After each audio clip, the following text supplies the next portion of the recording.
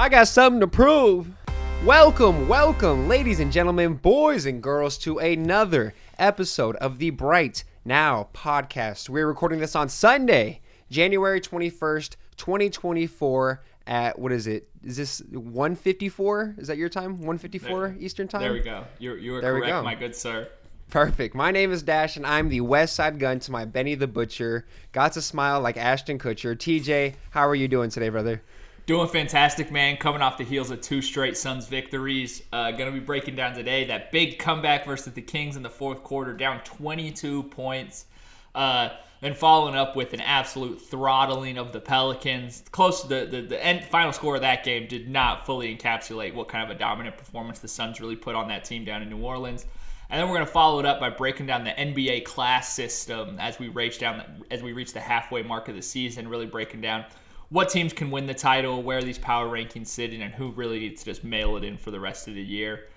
So to kick things off with the Suns beating the Kings 119-117. Like I said, they came back from down 22 points in the fourth. Majority of the game, it felt just like an old-fashioned ass whooping. This game was actually on my birthday and really put me in a pretty sour mood for most of the night. We just felt like we really couldn't buy a stop. Especially we weren't getting any multiple stops in a row, right?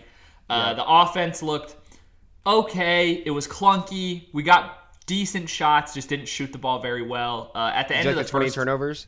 Oh, exactly. Yeah, just thrilled, right? At the end of the first half, we're down 68 to 51, and Katie and Booker both only have 7 points, Beal with 9. And then our savior, Grayson Allen, just kind of keeping us afloat throughout that entire first half with 20 points, including 6 made threes. He was like a plus 23 or something like that. He was fucking killing. It was disgusting. He was absolutely... So in that first half, Grayson was... he was a -4 in the first half, right? Mm-hmm. So where we're talking about now, he finishes plus 25 on the game. Woo. So just really, he was the only IQ. Everyone else was a minus, double digits in that first half as well. So he was really just the one kind of bright spot for us. On the other side for the Kings, at the half, Fox had 17 and Sabonis had 11 points, 8 rebounds, and 6 assists. All of that really just kind of leads up to that start of the fourth quarter where we're down 12 to actually start the quarter. So things had to just get a lot worse before they could get a lot better. They came out of the gates and with about 8 minutes to go have that 22-point lead. And then from there, maybe you have a different take on this comeback, but it really was just the Kevin Durant show, in my opinion. The Durantula just saved the day from there. He closes the fourth with 15 points in the quarter, including the 2 free throws to ice it at the end. Book and Beal didn't really tack in much help in that quarter as well. Book with 0 points, 4 assists. Beal with 4 points and 1 assist. And really, that's kind of why it pays to have these 3 superstars making the kind of money they do. You can really just freely ride the hot hand night to night, much like we did with Booker in that game against the Pelicans. So just from an individual performance perspective by these guys, what were your thoughts after this game? How were you feeling after taking down the Kings team, who had been they're a really solid team at this point in the season. I don't know if we have them as a contender. We'll break that down in a little bit, but they're a good quality basketball team that plays as a unit. They're a good team. I think this does show that there are levels to it, even though we had lost to them the last time we played, but that was with an unhealthy Suns team. But having all 3 guys on the team, just as you said, looking at it from the individual aspect of it, from each and every guy, it was really cool to see. And speaking on that same thing, I was actually out with some coworkers watching the game. It was for one of my buddies' last days moving to California, and I'm known as the basketball guy. And so sitting there for three quarters and 3 minutes in that fourth quarter, just getting absolutely antagonized the whole time. Like, oh, what happened to the Suns? The Suns are ass, right? The Suns are ass. And so going through that all the way until damn near, like I said, with 8 or 9 minutes left in the fourth quarter, I was just constantly dealing with that. I had people telling me, it sucks getting KD. I bet you guys miss Mikal right now. And they ate their words at the end of the night. So it was super cool to see that. As you said, I highly agree that it was the Kevin Durant show. I mean, we look at the stretch that he had throughout it all. I mean, how about the pull-up threes from him? That was fucking insane. The transition dunk he had where they got the steal, came down, and he slowed it down and just had the two-hander. Just the old man, obviously he's 7'1", I think, but still making it look very easy out there. He had the two crucial blocks. He had the one block on Malik Monk for the floater that also led to buckets, both of them. The correct pass to Eric Gordon, wide open into the corner for the 3 to tie up the game. And as you said, the free throws at the end. And he's just, what else do you ask of your main guy in a situation like that? I mean, he kind of hit on all the marks. And we look down the line. I mean, you already kind of talked about Grayson Allen, but he hit 9 threes for us that game, which was huge for the comeback. But like from a team perspective, though, this felt like one of the first times I've seen these guys be, you know, not just okay with the we want to win this game, but it's not looking. No, it was like we're not gonna fucking lose this game. That's the attitude that they came out with. Whenever they weren't getting stops in that fourth quarter, you see Grayson Allen just smacking the ball and just getting down there, playing hard-nosed defense. I saw Eric Gordon. He hit those huge threes, as I had talked about. Then you got Josh Okogie, who had a big-time block on Malik Monk, trying to make some kind of run, which is fucking beautiful to see. And I know Booker didn't do too much throughout that fourth quarter, but, you know, finishing with 11 assists, I thought it was super cool to see that, you know, he was just doing whatever it needed to go ahead and win that game. How did you feel about Vogel playing KD at the 5 spot for damn near the whole fourth quarter?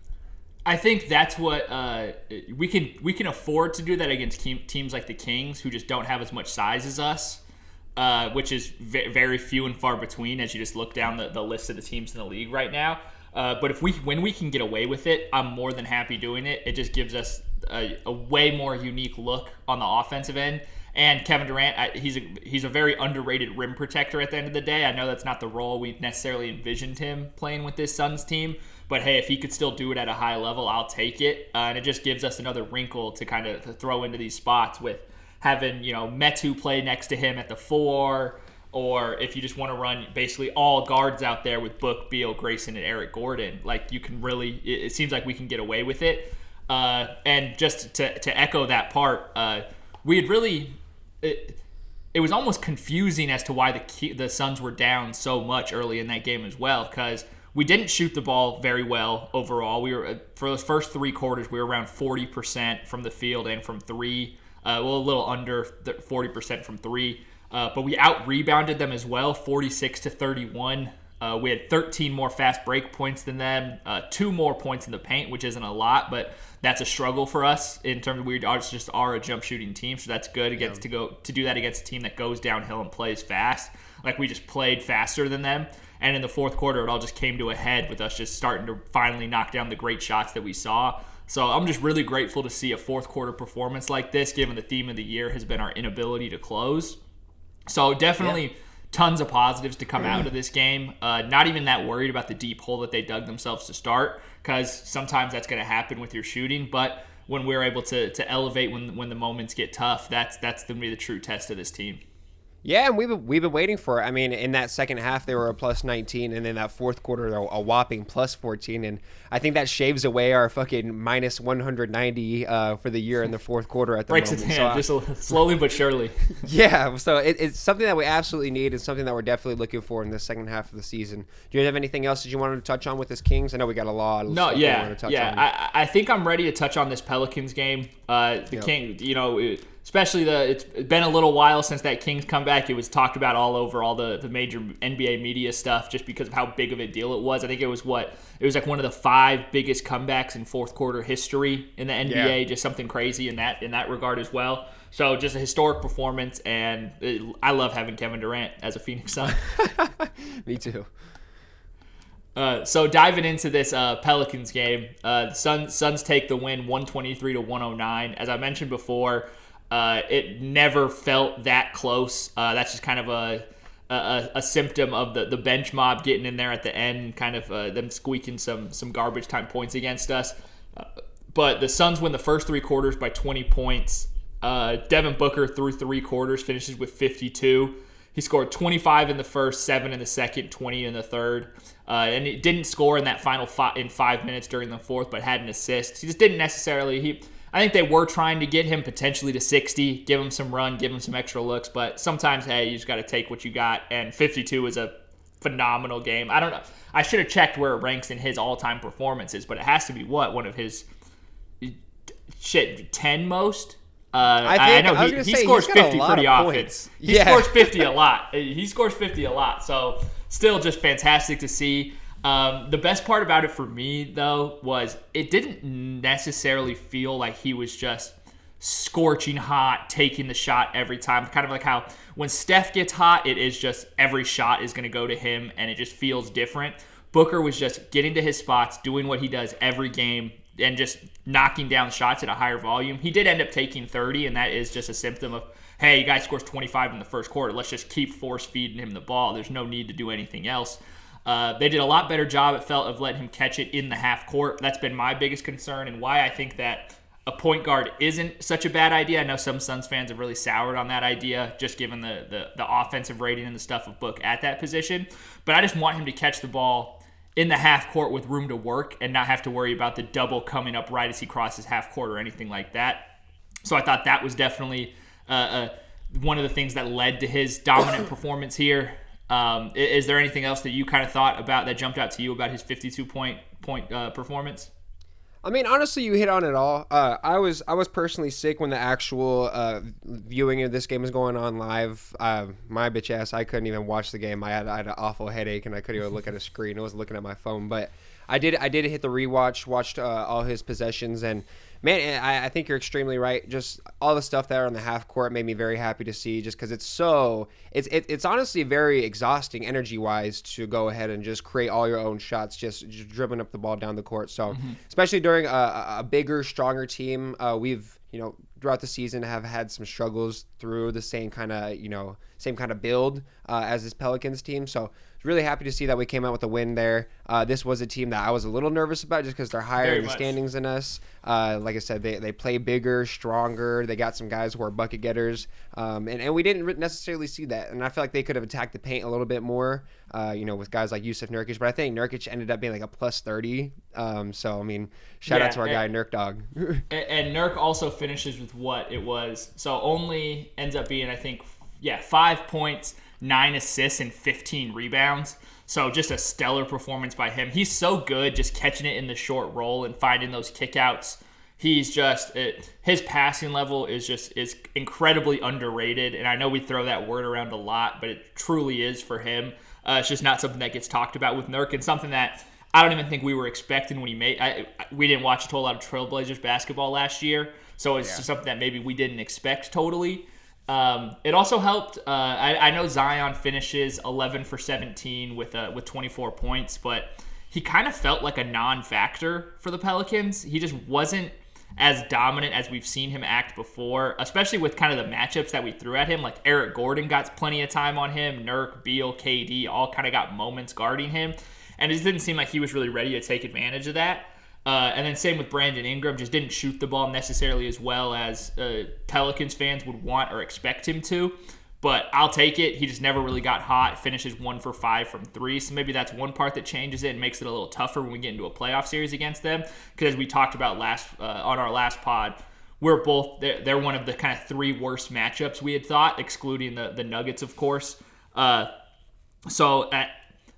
I said, loved the performance. We end up out-shooting the Pelicans by 5 threes. We make 5 more threes than them. That always helps. Only 6 less points in the paint against them as well. And for a team that does just consistently try to get downhill, specifically with Zion and Brandon Ingram that can really just cook anywhere inside half court. And I mean, ultimately, the Suns, their biggest lead at one point was 30. And it really just kind of felt like we kept that pacing all game. The Pels led by 2 points at one point early on, but just a really dominant end-to-end performance. Yeah, to backtrack on something, I just want to remind you and just have the audience remember, I want to have a bigger conversation about Zion when we go into our class system. I think there's something there that I'm not loving. We'll definitely talk about. But no, yeah, we had that game totally under control the whole time. Huge fan to see, just an absolute blowout. It feels like it's been a little bit since we had like an affirmative stamp down. Is that our best win? Is that our best kind of end-to-end performance of the season so far? I would have to say so, especially with the fourth quarter, the differential not being that bad, and considering it was our bench guys, we didn't have like any of our starters play. I'm more than happy with that performance. That might be the best one against a team that's in the higher echelon. It's not necessarily a statement win, I would say, because I don't consider the Pelicans as true contenders. I think they are pretenders, but closest thing you can get to it. Anything else you wanted to add? No, I think I'm really ready to dive into these power rankings, talk about the cast system in the league, and kind of see how this season's structured and just kind of what we think is going to happen moving forward. All right. We're going to take a break and we'll be right back with the class system. You don't even know Lil Baby, bro. No, you don't know Lil Baby. You don't know shit about Lil Baby. We literally went to that concert and you were like, I don't know any of these songs. Get the fuck out of here, honky ass. Ladies and gentlemen, we are back, and this is actually, I'm pretty excited to talk about the class system. I did let Tyler get the reins of this one, so it's going to be more of me comparing my list to his list. So start us off, TJ. We're going to go with the bottom echelon. What do you call this category? So this is what simply named is the lower class, and what I really defined this as is Cooper Flag isn't in this draft. Because these are the teams that are effectively tanking the rest of the way, looking for that draft capital for the next year. Definitely watching a lot of college basketball, watching a lot of Euro League at this point in the season. And so starting at the bottom is no surprise to anybody is the Detroit Pistons. What? They're 4-38 on the season, 2-19 at home. I just want to get Killian Hayes off my TV with all due respect. Yeah. Not that I even turn Pistons games on, but I don't even want to see him on my Twitter feed. Why, Monty? Why? I follow a few Pistons fans for whatever reason, and they're just depressed about everything Monty Williams does. Ausar Thompson has had some great games as of late, finally getting back into the rotation after, the first 10 games of the season, we were talking about him as hey, maybe, is he the rookie of the year? He could really be in the race, really throw his hat into the ring, be, first team all-rookie, all defense rookie team, things like that. I do still think that the Pistons have something to build off of. They shipped out Marvin Bagley, right? Jaden Ivey, I think, is somebody that most NBA fans really believe in, is somebody that could be something. Same with Cade, same with Ausar Thompson. We both love Jalen Duren. I still love Marcus Sasser in the limited minutes he's getting. He's a 40% three-point shooter. I don't know why he doesn't play more. Yeah. So that's who I have at 30. I don't know what more takes that you would necessarily have to say about them. They lost, 28 in a row this year? They just suck. Coach of the year doesn't matter. That's all I can add, I guess. Just Monty Williams. I thought he knew ball. I guess he just doesn't know ball. Why is Marcus Sasser not play more when he's shooting that much? And I understand he's a smaller guard next to Cade, but man, you need shooting out there, and they're just not performing. Still love Jalen Duren. I see him on a lot of defensive, getting posterized sometimes, but that's not necessarily a bad sign. A young guy being 20 years old, willing to, put his hand in getting up in the air, going against guys like Giannis. I love it. He had a nasty poster dunk on Brooke Lopez last night. Still a big Jalen Duren guy. Yeah, and going back to your coach of the year point, it is always just funny to me how coaching is the one thing where somebody will get fired for being just actively bad at their job, and then somebody else will pick them up to do the same job. If you got fired from Target because you suck at stocking shelves, Walmart's not going to hire you to stock theirs. So It's just such a weird dynamic, and who knows? It definitely helped Spoelstra get more money. That Monty contract definitely made him have some leverage at the negotiating table. But bringing it up next, we got at 29, we got the Washington Wizards, 7-34, 3-15 at home. The only thing I really pulled from them is if you look at just across the league, player plus minuses on the season, not even per game, just totals. The bottom three are all Wizards. It's Jordan Poole minus 353, Kuzma minus 350, and Tyus Jones minus 304. And I know we both like Tyus Jones. I know we both like him, but they just do not have anything around them.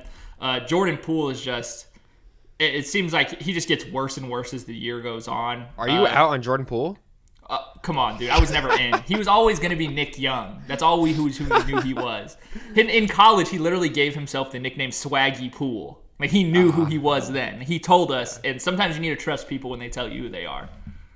Yeah, flat out. I don't have anything to add on for the Wizards. It's a team that I think I've watched 2 games of this year. I see some highlights every now and then. Jordan Poole would do some crazy shit, whether it be good or bad, and that. Did you see him? Wemby went to give a high five to one of his teammates, and Jordan Poole slammed his arm down. Hey, that's a leader. That's a leader right there. It's a joke. It's a joke. Supposed to have championship pedigree, but whatever. So bringing it up next, we got 28 Charlotte Hornets. I don't know if there's any surprise here. Are the bottom 3 consistent so far? Bottom 3 are consistent so far. I think we might even have the same going down the list from this point on till 24, 23 area. But yeah, keep going. For the folks at home, we have not gone over our list. We don't know exactly where our spots are, but so far we are in agreement. Yeah, my only thing with the Hornets, Brandon Miller is playing solid for a rookie. 13.5 points, 4 rebounds, shooting 42, 37, 81. Definitely got to be happy with that. We'll see with LaMelo if he's going to be able to stay healthy. Hasn't really been able to exactly. My question here is, are we really sure LaMelo is like one of them ones? Like, is he really one of those guys? I don't know. I've never seen it. I know you've been higher on LaMelo than I have, but I don't know what necessarily they have to build with at this point. But Brandon Miller has been playing solid for them. Yeah, I think LaMelo is just, unfortunately, I don't want to spend too much time on these bottom half teams, but yeah, LaMelo Ball is not looking like, he sells tickets. He gets highlight reels on Bleacher Report whenever he's TikTok, out there. But he's big on TikTok. big on TikTok, but that's all it seems to be at this point. I really wish he was in a better situation. But going on to number 27, who'd you have? This might be a little bit of a surprise. I gave one team that's probably should be here a little bit of a bump because of the talent they got, but I have up next the Memphis Grizzlies. What? Just looking forward, I have them at 27. Okay. It's a bad beat losing Ja, but maybe the best thing for them moving forward, just so they can add on more assets to hopefully build around him, Bane, and Triple J.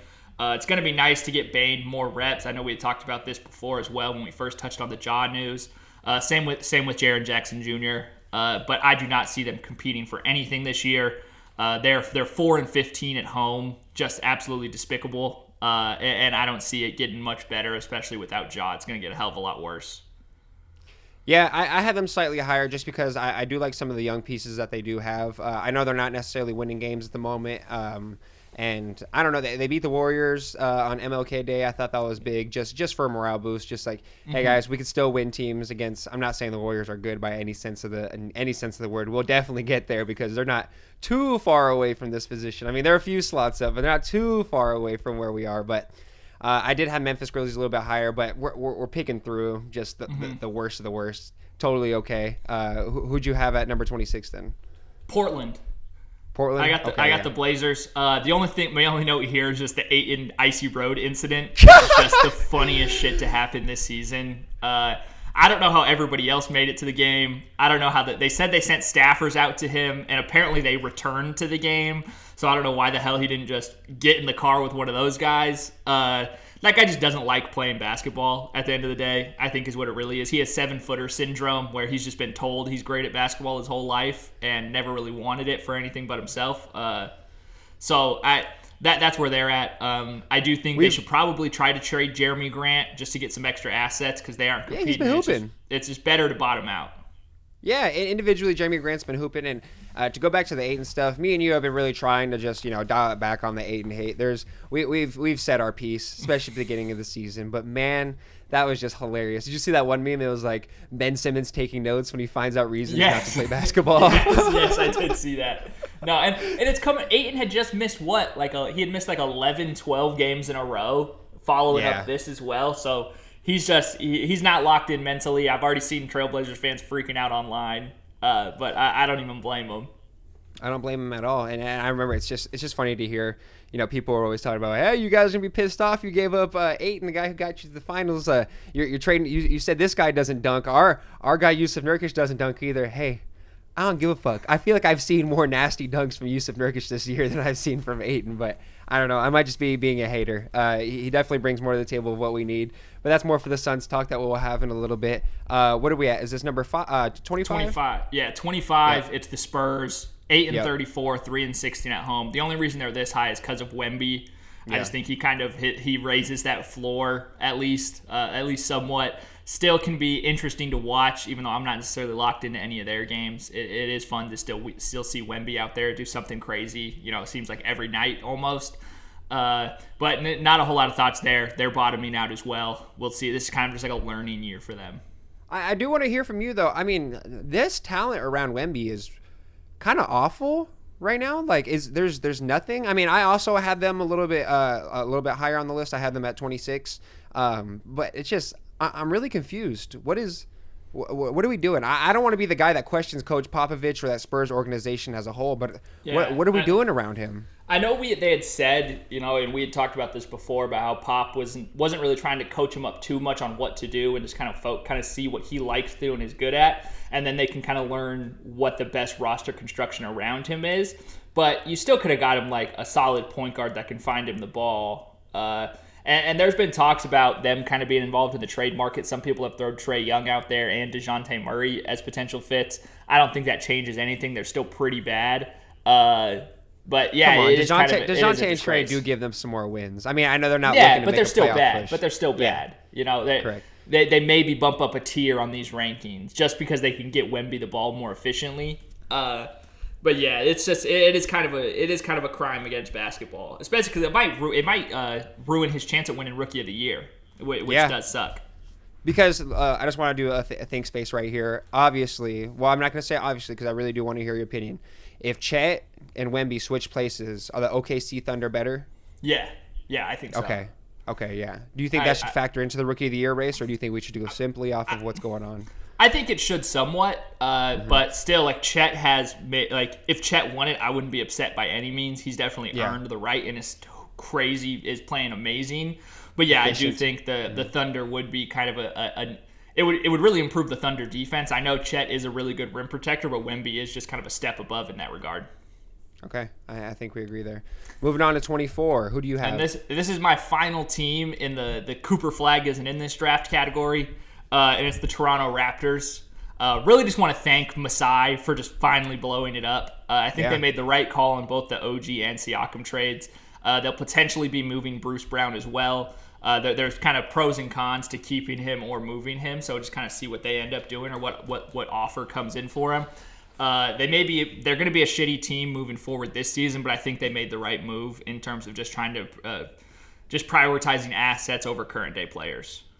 Can we spend a little bit of time here talking about the trade with Siakam? I think we can talk about more of the fit when we get to the Pacers, but right here, can you talk about the trade? You were on the side that Toronto was definitely the winner, correct?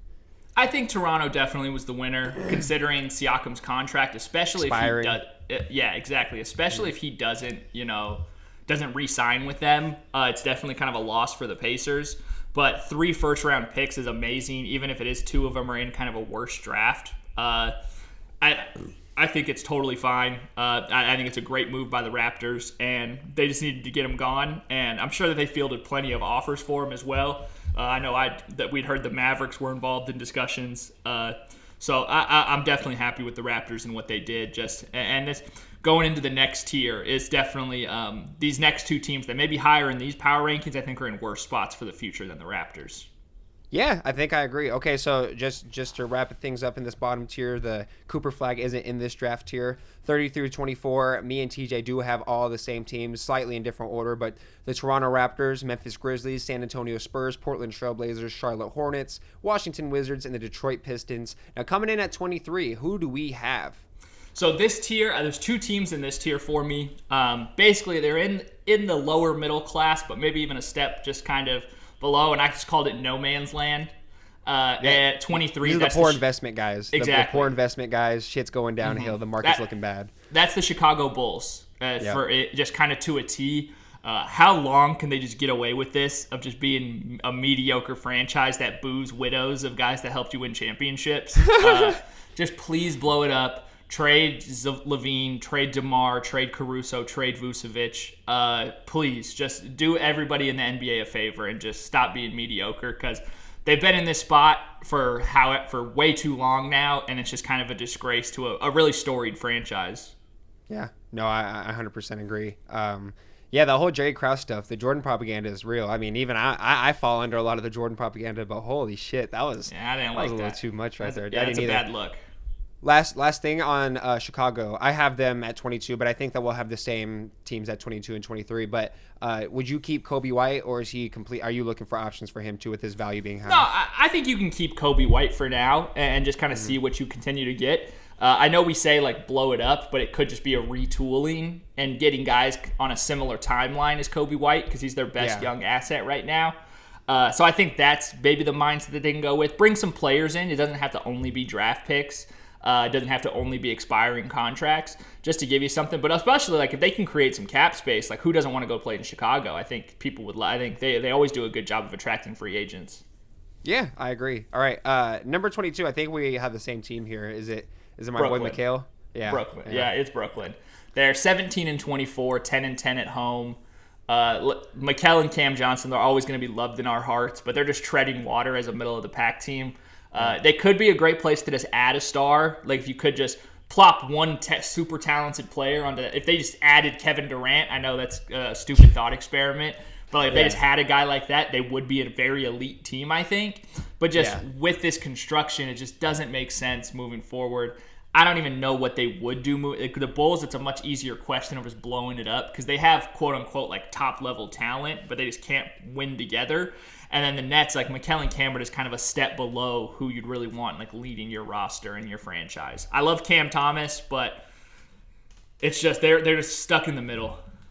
Yeah, we've seen issues with them. I mean, Spencer Dinwiddie's been playing so bad that there's NBA articles talking about if he's on protest right now, if he's striking the NBA. That's how bad it is at the moment. I do think they have good pieces that they could be giving away. There's been a lot of talks with OKC potentially getting their hands with some Nick Claxton action because he would be a great person to bring off the bench behind Chet Holmgren.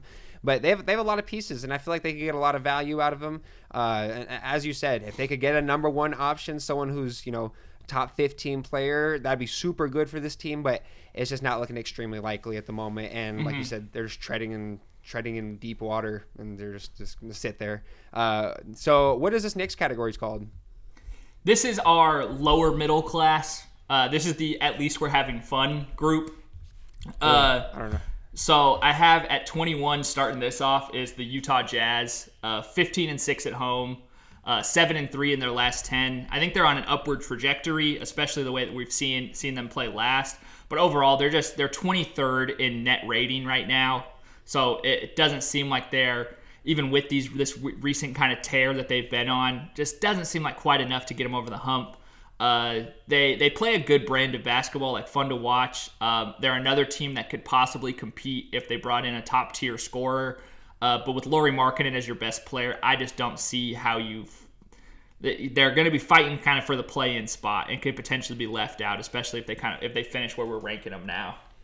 I find that interesting. So I think this is one of the first things we agree with. And like I said, I'm not saying that I have Utah fucking top 10 or anything like that. But I mean, we're looking at them. I'm looking at the standings at the moment.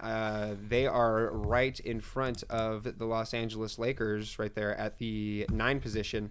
I don't know. I think I like a lot what I see. I mean, Colin Sexton being that starting guard over there has really helped them. I think Lauri Markkanen is kind of legit. I mean, even the game that I was watching last night, he looks big as shit, can shoot threes, and I mean, last year he led the league in the ratio of dunks to 3-pointers. I really like what I see from this team, and I know it's just a bunch of mumbled up guys. Simmons had a hilarious example when he was saying this is like the brunch where they have oysters and French toast, and I don't know. I think the coach over there makes it work, and I really enjoy what I see from Utah, and I think it's interesting that you have some of these teams ahead of them. So I'd like to hear. That's where I won't even say it. We'll go off of your list. So you got Utah at 21. Who do you have at 20? What number did you have Utah at? I have Utah at 17. Okay. No, that's fair. And I do like this, since this is kind of like it is the lower middle class, but I still think that these 21 and up are good NBA very similar teams. Okay. In terms of like what they can, do. In this tier, of course, all very similar, and sliding from 17 to 21 in this group isn't a crazy jump off for me. Yeah. So at 20, I have the Houston Rockets. Okay. They're 20-21 right now, 16-6 at home though, which is very impressive. They did just a complete 180 on last year's team on basically all fronts, just in like maturity level, effort, intensity, those things. They have no real star power, but they'll just really just grind you out. They're the 9th best defense, 21st best offense. So I just wouldn't. I have them higher than the Jazz because I wouldn't want to bet against these guys in a play-in game, especially with Ime Udoka, should be top 5 in Coach of the Year in the Coach of the Year race this year. So that's why I have the Rockets at 20 and a step ahead of the Jazz. It's partially because of that defense, and just when they get into that one-game play-in, they're going to be a really hard out. Yeah, I think that's a good pick. I know you have them at 20, and I have them at 19, so just right there. But I mean, if we're gonna grade their season, are they kind of like an A? Like just considering where we were, me and you were both super low. All of my friends who watch basketball were super low on the Rockets last year. Just being one of those teams that we talked about having no adult in the room. They were definitely a joke. One of them. They were a joke last year. Yep, just watching Jalen Green go ahead and just put up some bullshit. Watching Kevin Porter Jr. Throw up some bullshit. I think it's a great sign to see this team. They're definitely on the upward trajectory. Both of us, I think we love what we see from Şengün. And even Jabari Smith Jr. He's been hooping as of late. Fred VanVleet, you already know what he's going to bring to the team. You know, his expensive contract, but he's going to be a leader, locker room guy. Jack up some threes, get to the rim, get fouled. I just really enjoy what I see from this team. Even though they are this low, as you said, I would not love to play them in a playing game. Yeah, and that's why those two are specifically in the at least we're having fun tier, because as the fans are looking at it, they definitely are having fun.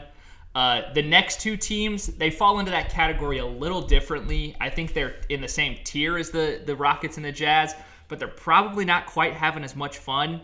At 19, I have the Atlanta Hawks, and then next I think is who we're both really thinking of. Yeah. I just think Trey and DeJounte don't necessarily work together long term or even really short term. Yeah. I know DeJounte's had a couple of close wins over the Magic and the Heat, brought on by that like Murray just clutch shot making. I was actually at that Magic Hawks game as well, and he was just blazing fast. I think they should trade him. I know we talked about it last time, but potentially sending him to the Heat would just be beautiful, in my opinion. I think the fit there would just be phenomenal. So I do think they're having fun to an extent in terms of playing, and they'll compete, and they can beat high-quality teams like the Magic and the Heat. But I don't necessarily think we're looking at them to make any noise in the playoff as currently constructed. No, I hear you. I'm not a fan of this team at all. I mean, they have absolutely. I went into the season being very low at Atlanta, and I think they're exactly where they were going to be. Yeah. Just huge fan of Jalen Johnson, though. I think that talent there is just. It sucks. I wish he was in a better position on maybe 20 other teams in the league. He'd be just such a valuable position. I mean, if we had ended up, I don't know how exactly the draft would work, but if we had drafted the Phoenix Suns, he would be fucking phenomenal to have on this team.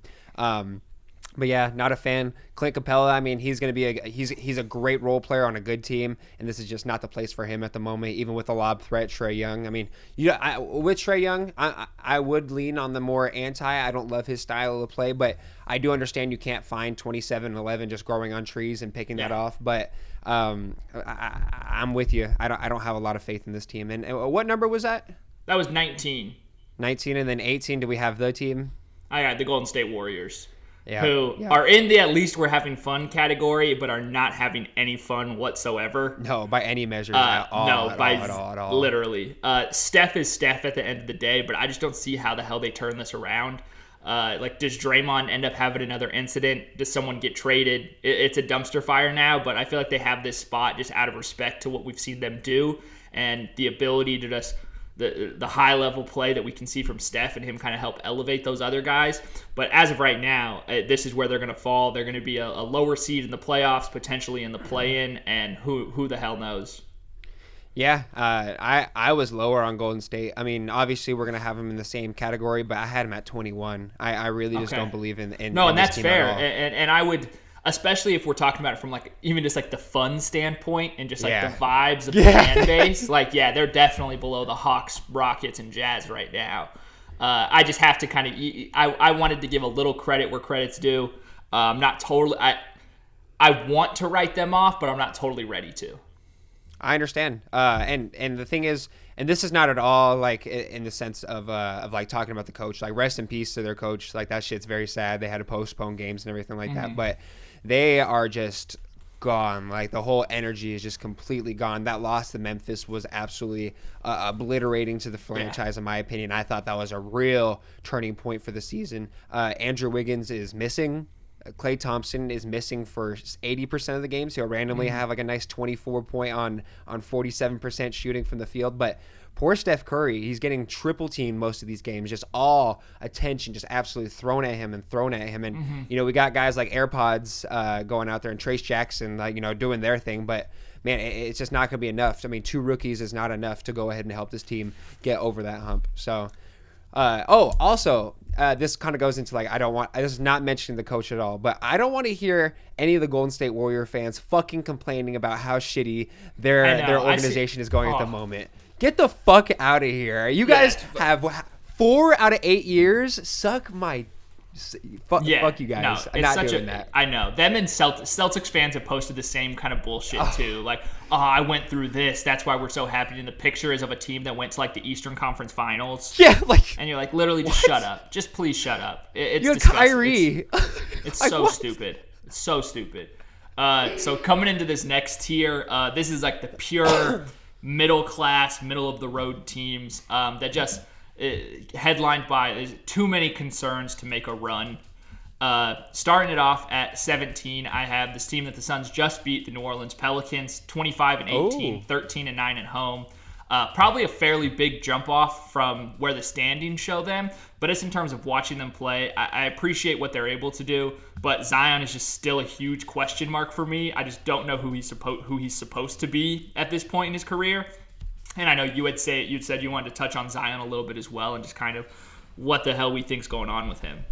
Yeah, it's just it's a little confusing. I mean, I understand. Me and you are both guys that understand progression is not linear. I mean, there's going to be years, there's sophomore slumps always, but this guy Zion has consistently been decreasing in every single major stat category, and it's not like there's just been a super insurge as to who's the number one option, who's the number two option on the team. I mean, I think everybody knows and everybody wants Zion to be the number one guy. Love me some Brandon Ingram, but I think that even the front office and the organization as a whole kind of expected Ingram to be that awesome second option. At least that's what I thought. Mm-hmm. I think he's perfect for that role. Get you a bucket, kind of like that not CJ McCollum, kind of like that Chris Middleton-ish. Like, I think he's better than Chris Middleton, but you know what I mean? Like, letting that Giannis style of play for Zion play out, and then having that guy who can take the sides up, the one-on-ones, the mid-ranges, the three-pointers, and that's just not at all what we've seen. It feels like CJ and Brandon Ingram are kind of the 1 and 2 at the moment, and Zion is just taking that role and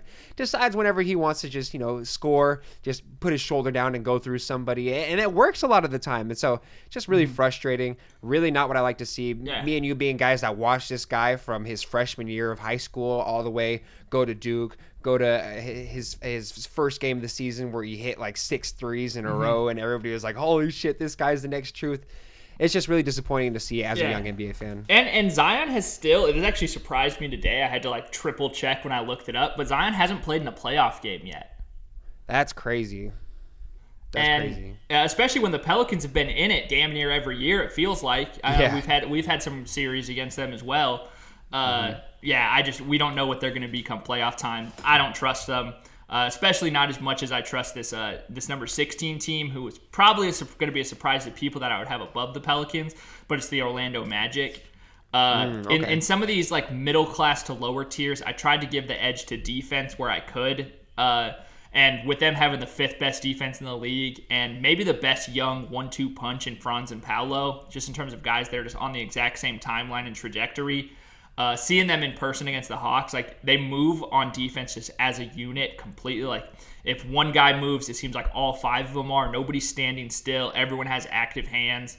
It's hard for them to buy a bucket in stretches, especially with Franz out. But I just love I love almost all of their pieces individually. I just think they're a couple years away from being like a top 3 seed. Do you think Fultz stays on that team, or do you think he's probably going to get moved in this trade market, in this trade deadline? I don't know if he'll get moved this deadline. But I don't think necessarily he's a focus for them building around. He's still good in spurts, but like he still just has the yips on his jump shot to where he just like can't hit something, and that's just too much of a downside for them. Especially when like I love seeing how Cole Anthony plays. I really like Anthony Black as well. I know he's had plenty of ups and downs, but I think he could be a real piece for them as well. Just a freak athlete at that position. So I don't necessarily think they need Fultz moving forward to compete. And then last question with I was a big Wendell Carter Jr. guy. How do you feel about him coming off the bench to what's his name, the European guy? Bethesda. Yeah, Bethesda. How do you feel about that? I don't know. They feel marginally different to me. So hey, the coach that Jamal Mosley's in the room with those guys every day. He knows who their best 5 is going to be. But Wendell Carter coming out, like the Wendell Carter could start for plenty of teams in the league. It seems like. So it's almost kind of like a Naz Reid situation in Minnesota where he is coming off the bench, but he isn't a bench player. I agree. Who do you got for your next team? This one's going to be a shock to you, and it hurt me to write it, and I don't like writing it, and I don't like... Hold on, where are we at? Are we at 15 or are we at 14? 15. We're at 15. Okay, we're at the halfway mark. Who is the most mid team in the league? The Los Angeles Lakers. Oh my God! It took you long enough. Holy shit! I know. I had to give them some credit, just based on the. So they're 21-22 so far, 15-8 at home. They're 6-14 on the road this season, which just won't cut it in the playoffs. There's definitely a trade looming with these guys. With D'Lo's probably going to get moved. They just have too many shooters and non-threats. They're 22nd in offensive rating with LeBron James on their team, which is just disgusting. And every year it's the same cycle. Lakers fans say in the offseason, oh, we had the best offseason, A+ rating, and then 2 weeks into the season, they're calling for everybody's heads. Darvin Ham may not make it to the end of the year, but I still just have to give enough respect to LeBron and AD and what they can do when they're playing at their absolute peak. We saw it in the in-season tournament. We've seen it against the Suns many a times. So I still have to give them some respect, but 15, that's not where Lakers fans want to be right now. No, not at all. And it's something that the Lakers fans were absolutely begging for. It's just Anthony Davis and LeBron, please stay healthy or we're going to be good. And we love our pieces that we're going into it this season. And man, that is not at all what we've seen. I mean, these guys have stayed healthy. That is what we have seen. But we have not seen them reap the fruits of their labor at all. Mm-hmm. Mm-hmm. Yeah. And so up next... Oh, go ahead. Yeah, would you classify the Lakers? Are they one move away category or is this still moves away? I think moves. I think moves. I guess maybe it could be all in one trade, where a 3-team deal where they can get a few different pieces in, but it's more than one player for sure. I agree. So how many more teams do you have right here into the in the main middle? I have 2 more teams in the too many concerns to make a run category. We'll take a break after that one. Okay. So I have the Cleveland Cavaliers at 14. They're 25-15, 15-8 at home. I know they've kept their head above water with their recent injuries, basically on the back of Jared Allen, which is just something I wouldn't expect to be saying in 2024. 7-game win streak. Yeah, but what we saw, well, they've lost 2 since then. Oh, sadly. Have they? Yeah, that's what I believe. Maybe I'm mistaking them with somebody else. I think I might actually be mistaking them with. Yeah, so they have won 7 in a row, 8 of their last 8 of their last 10. I was thinking of the Jazz. But the Cavs, I think what we saw in the playoffs last year just left a real sour taste in my mouth. We don't totally know if Mobley and Allen can play together at a high level. They were supposed to be they were a top defense last year. They just got bullied by that Knicks team. So by the Julius Randle nasty spin. So move, that was definitely just a concern for me, and that's why I have them in just. I have too many question marks on them to really trust them to make any noise in the playoffs. Yeah, I agree. I don't know if I love Donovan Mitchell. I used to be a huge Donovan Mitchell guy, especially with that Utah team. I was king of the Rudy hate fan club, and so just by association, Donovan Mitchell's the fucking man carrying this team, which I still do think Donovan Mitchell's the absolute bucket getter. You don't just find guys that can score 71 points in a game anywhere, but I'm not sure if he's going to be making teammates better. I really believe in Darius Garland. I think that he's one of those guys that can just flourish into something really big time, maybe, I don't know with how talented the league is, but maybe first team All-NBA at some point in his career, or at least second or third team. And so I just don't know how well this dynamic's going to mesh together. Obviously, they've had success with Garland and Mobley out, the younger guys, but the older guys have been taking care of business. So we'll definitely have to see. 7-game win streak is definitely something that's going to keep you up there. And it's one of those teams where you kind of felt like you gave up at the beginning of the season just because with the news of Garland and the knee surgery with Mobley. And you look over and you're like, holy shit, these guys are at 5 or they're at 4 in the seeding right now? Holy shit, have I not been tapped in? And I'll be honest, I haven't been super tapped in with these games because of that reason. But they're definitely giving me a hell of a reason to get locked in. Yeah, definitely. So coming in at number 13, a team that's almost kind of a mirror image of the Cavs in a few ways, just in terms of roster construction and their talent. And it's the Sacramento Kings at 23-18, 13-8 at home. Last season they had a similar start to where they're at now, but Kings fans are just depressed about this one, which just kind of goes to show you kind of have 1 year to be the surprise fun team until you start really getting expectations thrown on you. The defense is the biggest concern there. It's just not there as a whole, and they can't get stops when it matters the most. There's still a ton of fun to watch if you ever get a chance to throw on a Kings game, but I just don't see them making a meaningful run in the playoffs either. Yeah, I could see that, and especially with Domantas Sabonis not truly elevating his game last year in the playoffs, we'll definitely have to see if he can. I mean, I know he had the hurt hand, but he had that all year and was still almost damn near averaging a triple-double. So we'll have to see if it's just a moment or if it was the injury. I do love the progression of Keegan Murray, though. I can't lie to you at all. Harrison Barnes looked like he's getting a little old. There's points out there on the court where it's just looking like his body is just not keeping up as much as it used to. Where's Davion Mitchell? I would like to see him at some point. I mean, I was really high on him when he was on the team, and it seems like his minutes are just steadily decreasing. So we'll have to see with that. But no, I don't hate this team at all. But I just don't know if they're truly built to be a playoff team. Shout out Mike Brown, coach of the year and everything like that. But we'll have to see what happens. But I think that was the last team for this middle of the pack category. We're going to have, 12 more teams to go? Got 12 more. All right. The only crazy ones that I had was, and I don't want to it's another category, but I definitely understand why you have them there, and you might have convinced me to put them lower, but at 13 I did have the Pelicans just because of the standings and how they were. But man, the inconsistencies that we've seen and just like who's really the main guy, the main number one option has definitely proved to be a little confusing. So I will wrap it up right there. We'll be right back after the break. Personally, I feel like that brother needed help. And we're back talking about our class systems. Number 13, TJ, what is this category that we're in? So this is our upper middle class, and I'm calling this group the need to prove it teams. So just they aren't quite, they have less question marks than those teams that we just talked about before, but still have something that they need to show me in terms of vaulting them into that true contender status. Starting it off at number 12 is the team of your heart at the moment, the Indiana Pacers, at 24-18, 13-8 at home so far. Halliburton is a top 12 guy in the league, it seems. Don't quote me on that. I haven't made the official list, but that's kind of where he's levitating around. Yep. Everyone knows they have the best offense in the league, just high, potent, just go, go, go kind of offense. The pace is going to be slower in the playoffs, so that's part of the concern there. Worried they don't have quite enough experience to really compete in a playoff series, but they'll definitely give somebody a run for their money. And of course, with the Siakam trade, he just gives them a great changeup and allows Obi Toppin to really just be an energy guy coming off the bench. So it really adds some interesting wrinkles there. If adding Siakam, I think, bumped them past that just regular middle class tier in my book, but that's still kind of why they're teetering on the edge, because I just have to see it actually out there on the court and how well these guys are going to interact. Yeah, you know me.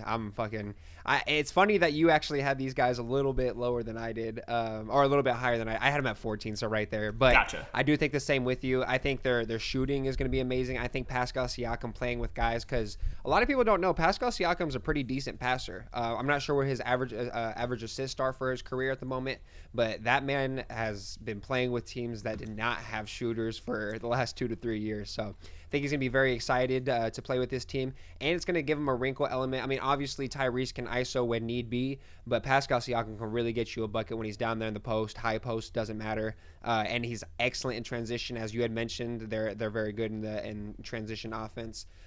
Really excited to see this team. I'm actually seeing them tonight for the Suns game, so we'll go ahead and see my squad with them.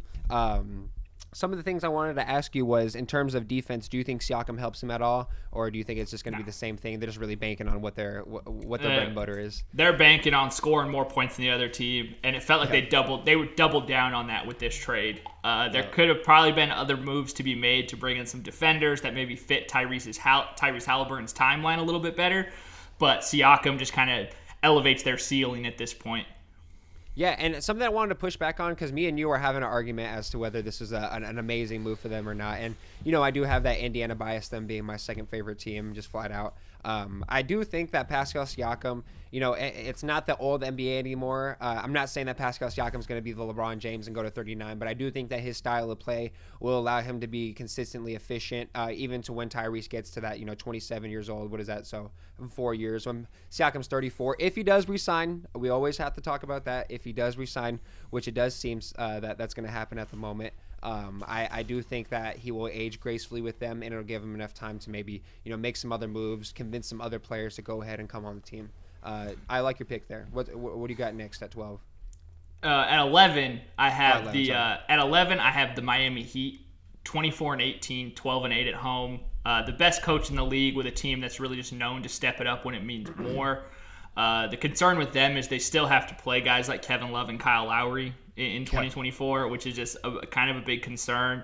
They are a team that I think could be a trade away from vaulting up into that true contender status. Somebody like DeJounte Murray really can kind of change their trajectory as far as the ending up this season. But also, you can't really count them out in terms of when Jimmy decides to just kind of turn it up a notch come the postseason. Have you been really impressed with how they played without Jimmy Butler so far? I do like seeing Bam be more aggressive as an offensive player, kind of getting into posting up a little bit more, taking guys off the dribble a little bit more. I don't know how consistent that'll be going forward, and also part of the reason why I think they could use some extra help. But just taking a look at the standings right now, they're the 6th seed right now, and even if they fall into the play-in game like we saw them do last year, like we still have plenty of trust and faith in them to just get the job done. Yep, and not thinking about it too hard, last question I had for the Heat is Bam Adebayo a top 5 center in the league? So obviously it's Jokic, Embiid, Sabonis. I feel pretty comfortable slotting Bam in at 4 or 5. It just off the top of Alex Len. You didn't put Alex Len in there? Oh my god. I think that's a pretty lukewarm take at the end of the day, honestly, if you wanted to say that. Definitely. I love Bam. I love watching him play, especially at as an undersized guy for his position. He's just awesome. Yeah, and you being undersized in a lot of areas too, I'm sure you definitely agree with him there. Who do you got at number 10? At number 10, I got the Dallas Mavericks. We have Kyrie and Luka. There's not much more you can say there. The question mark with them is just, can the rest of the team handle a harder load in the playoffs? They're only 1 point better right now on offense than on defense. They have a rookie center that has to play a huge role for them, and not even probably. I think he just is their 3rd best player. They would have been a great Siakam fit for me, and maybe would have vaulted them into being a contender. But still impressed with how they've turned things around from last year. It just I just don't. Maybe they sneak out a playoff win, but I think that they'll do a pretty good job of avoiding the play-in spot as a whole. But I just don't see them as far as a team to really compete for a championship right now. Yeah, and it's just tough. And it just might be too early for them, even with Kyrie at his age. Who knows what's going to happen there? But like you said, Derek Lively III being their starting center. Love him. Love what he brings to the table. Big energy guy, big rebounder, big catch and lob guy. It's just, how far can you really go with a rookie at the center position, especially playing such a vital role with someone like Luka Doncic? But hey, all we can do is wait and see. As much as a Dallas guy, I'm not allowed to be as a Suns guy. I do think that they're very dangerous. I don't think any team really wants to play these guys. No. I mean, Luka's shown time and time again. Ask the Clippers. Ask the Clippers about it. Yeah, ask the Suns about it. Shit. Ask the Suns about it. And especially when the West is going to run through Jokic and, to an extent, the Minnesota Timberwolves, that matchup down low just does not go into the Mavericks' favor. Absolutely not. So who do you got that next spot? Number 9, I got the New York Knicks, 26-17, 14-5 at home. I do. I like this. I do. I like this team as well. And I got a few Knicks fans in my life at work that are just really excited about this team. They're the 7th best defense in the league, plus a lead guard who could just torch your favorite player's favorite player. Like, he's just one of those guys that can just do it all. And Tibbs is just going to have that defense going. We saw it last year in the playoffs versus Cleveland. They just made that defense look soft, just out. There's way more physical. And now that they got the OG Anunoby wrinkle thrown in there, like, they are going to make life hell for whoever they face in the playoffs. Whether it's the Bucks, whether it's a lower tier team like the Pacers or the Magic, like, it is going to be a war. Yeah, you even touched on the guy, Julius Randle. I mean, there's been a lot of negative propaganda on him recently. I mean, even SportsCenter and Bleacher Report are just posting shit where he's walking around and stuff. And don't love that, obviously. The body language can be atrocious at points, really detrimental to the team. But last time I checked, I think he's top 20 in the top 3 counting stats. I think in points, rebounds, and assists, that Julius Randle is currently in the top 20. So, I mean, He's putting in his work where need be. He has those trash ass buckets, as we love to say. He's one of my favorite players to watch because it's so bad at points that it's good. I'm really excited for this team. Love the trade that they made, and I think expectations are okay to put on this team at the moment.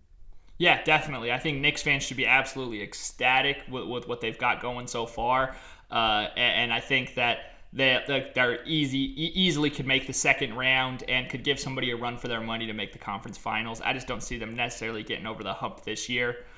Which leads us to our final team in this category. I'm sorry. Sorry. Go Knicks. I really want to see the Sixers versus Knicks in a second round. I really want to see. That seems like in the Garden, Joel Embiid.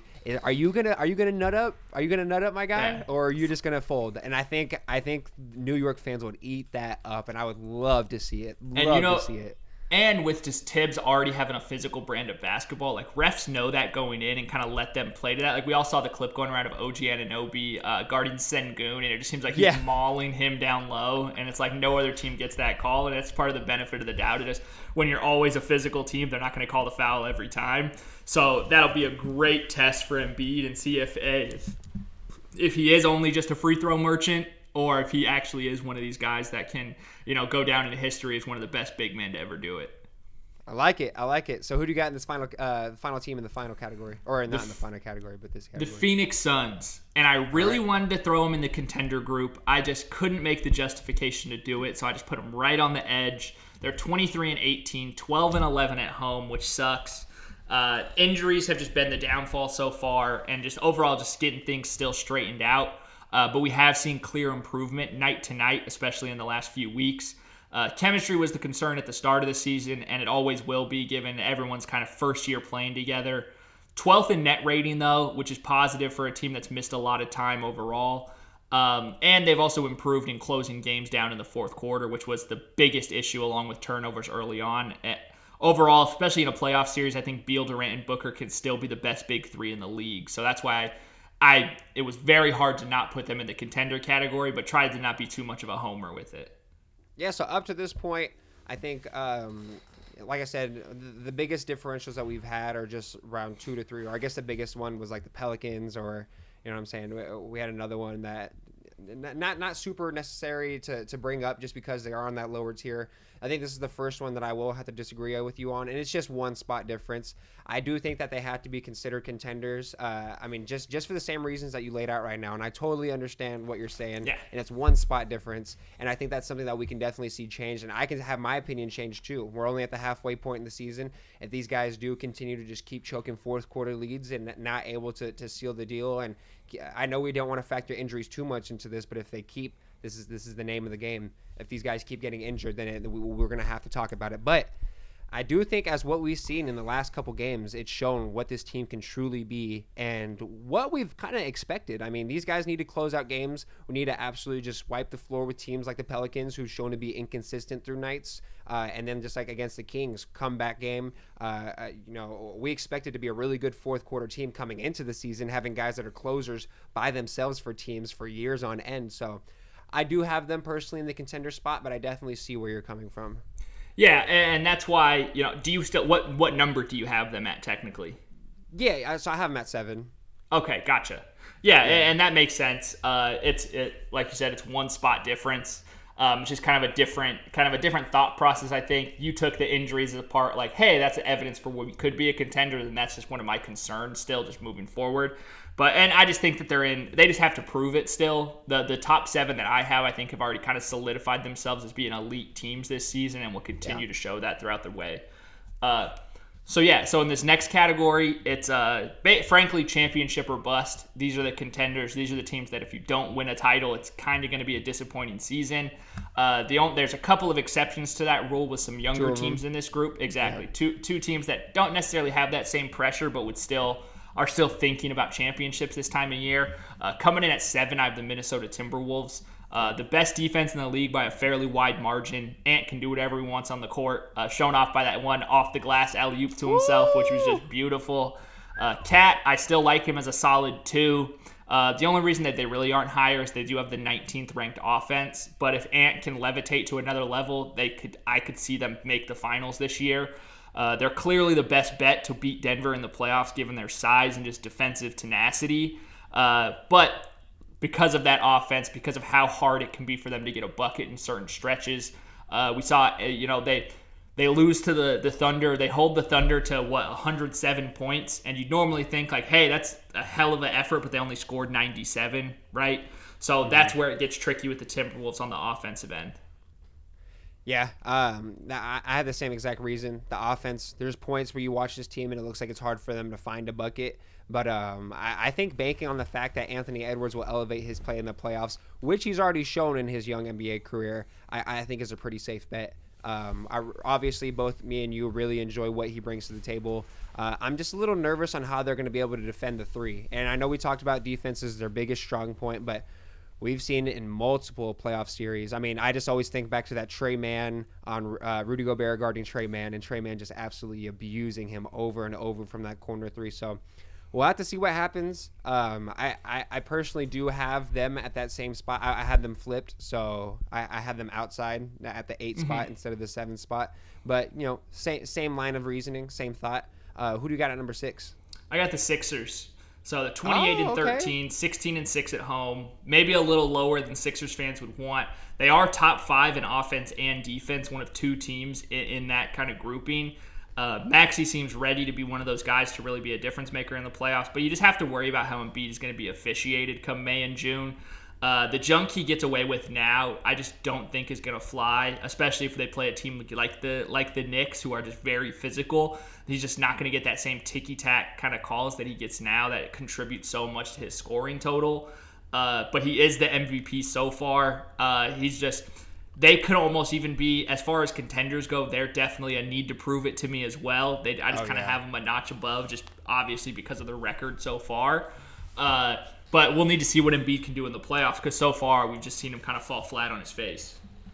For sure. And I know we're getting crunched on time right here, but I do want to talk about just in the broadcast with the Nuggets versus the Sixers. The whole time the announcers were talking about if Maxey is going to be an okay second option, and I think that's an absolutely ridiculous question, considering this guy is averaging 26 points, able to handle the moment multiple times where he's hitting clutch shots, clutch passes, playing great defense. His three-point ability is just stupid at points. This man is just pulling from, coming around the screen or just turning down a screen and just pull up in somebody's mouth.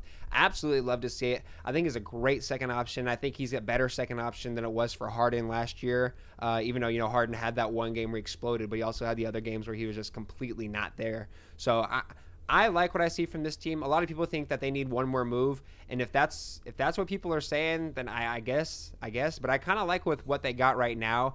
If Embiid is legit, it all comes to Embiid. I don't care about the Maxey stuff. He's going to be a phenomenal second option. He showed in the playoffs last year that he can cook. It's all in Embiid this year. Yeah, absolutely.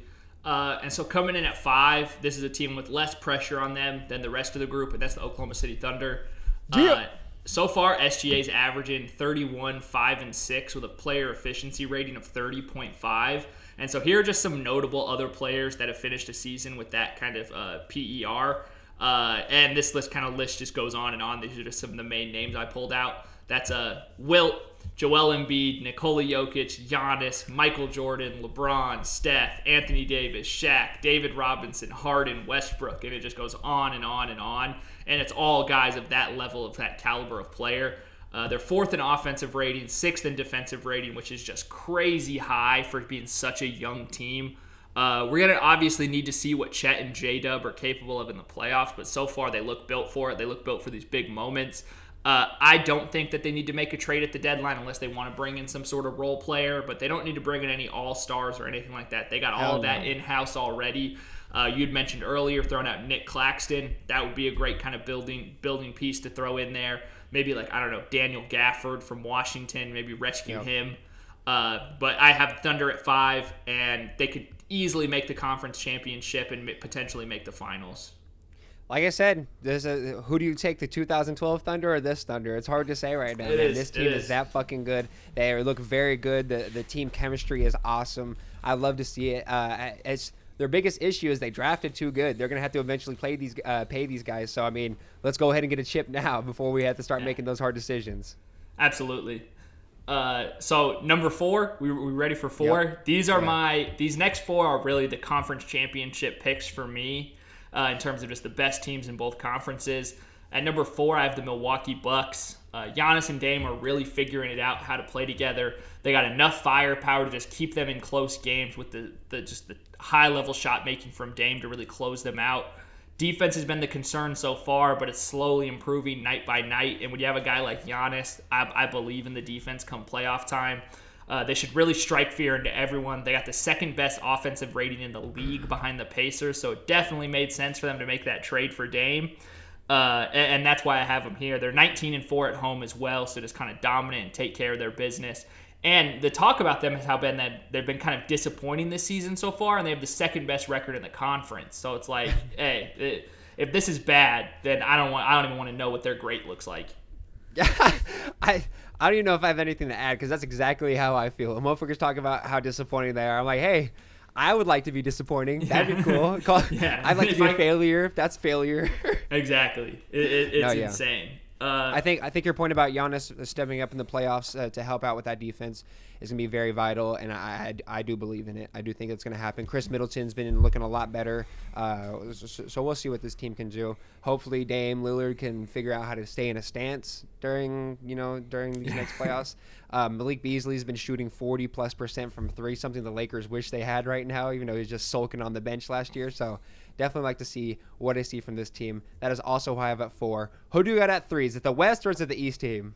The East. I got the Boston Celtics. They have the best record in the league. They got the best record at home in the league, 20-1, with their first home loss coming against the Nuggets just the other night. Number 1 in net rating. They're the only team with a top 3 offense and top 3 defense. They're top 5 in true shooting percentage and effective field goal percentage. The knock on them has from Celtics fans and just kind of following them this season has been their inability to close some games as well. They have a bottom 5 field goal percentage in the fourth quarter. They do have the scariest starting 5 in the league, but we don't totally know if they can rise to the occasion yet. We haven't seen KP in the playoffs. Jaylen Brown played great in the finals, but they'd probably have a championship if Jason Tatum didn't choke in the finals against the Warriors. Yeah. If he had rose to the occasion, they definitely would have a championship by now. So that's why I have them a knock below these next 2 teams. But where did you have the Celtics slotted in? Yeah, it's going to be at number 2. We're picking through the best of the best right here, so I definitely understand. But I do think that the Boston Celtics deserve to be at this position. It seems like they have that heartache that is definitely necessary. I mean, we got guys like Kawhi who have made it to the very end, but we had guys like Harden on that team that are really just like, I know, it's getting ahead of myself. It's obviously the Clippers are number 2 for you, right? Clippers are number 2. Yeah, and just the reason why I have Boston above them is because we have those guys who are hungry for it.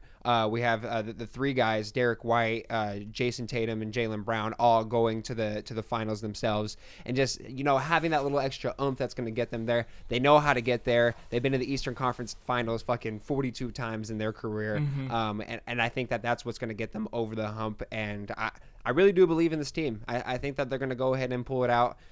This is the year for them. Yeah, and so coming in at number 2, like you said, the Los Angeles Clippers. After Harden finally kind of got settled in, they might have one of the best, most talented rosters in the league. Kawhi plays like a top 5 guy. Paul George is the top 20 guy, top 35 in Harden, and that's even kind of being gracious in terms of that. He could even be higher. They're 4th in effective field goal percentage, 4th in true shooting percentage. For a team that plays at a slow pace, they need to just hit a high amount of their shots, and they definitely do that already. The cause for concern for them is the potential of injuries that just always lingers over them, especially Kawhi and Paul George. They're in the top half of defensive rating, but just right on the edge of that. So that's also a concern in terms of just getting stops. They lead the league in ISO possessions, so that could really go either way in the playoffs as well if they are going to knock shots down or not. But really love their size and physicality at every position, and they've just been playing like the second best team in the league to me.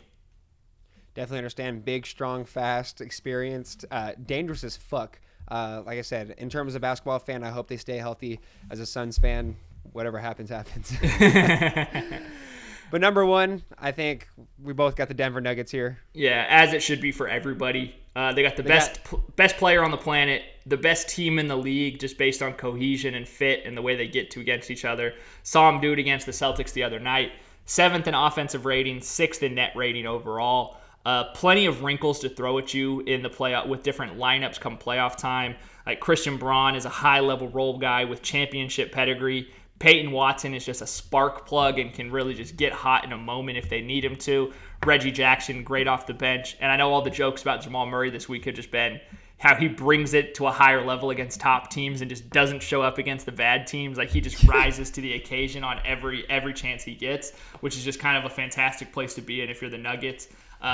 They're third in the West right now, 1.5 games out of first place, so they could easily climb up to having their best record in the league very soon. They're so scary. They're so scary. They're just an absolutely well-oiled machine. I am just petrified of them as a It's Suns hard fan. to pick against them. It's going to be hard to pick against them. You watch them play when it matters. Even you look back on Christmas Day, just the big games, the big nationally televised games. These guys always fucking show up. Jamal Murray in the playoffs looks like Michael Jordan at points. You never want to say that he's better than Jokic because that's just outlandish. But man, of the pure tween game, those guys, they're probably like, hey, this Jamal Murray guy, I don't know, he's giving the Jokic guy a run for his money right here, just in terms of the optics. But I don't think there's much more to say for the Denver Nuggets. We've gone long enough on this episode of the Right Now podcast, one of our longer ones, but it was well deserving. I think going through, just checking in the halfway point, looking over the teams, I wonder how much different our list will look. I think we should do that at the end of the season before the playoffs start. Just go over both of our lists and see who was more right and who was wrong. Yeah, no, absolutely. Because I'm just super excited to get this second half of the season underway and finally get to playoff time when it starts to matter more. Dog days. All right, ladies and gentlemen, thank you so much for watching this episode of the Bright Now podcast, episode 19. We're creeping up on that 20 mark. 2024 is going to be, continually to be awesome. We'll be back next Tuesday, correct, TJ? Yep, back Tuesday. Yep, Tuesday we'll have our Tuesday tidbits. But yeah, thank you so much for watching, y'all. Ladies and gentlemen, remember, have a phenomenal rest of your day.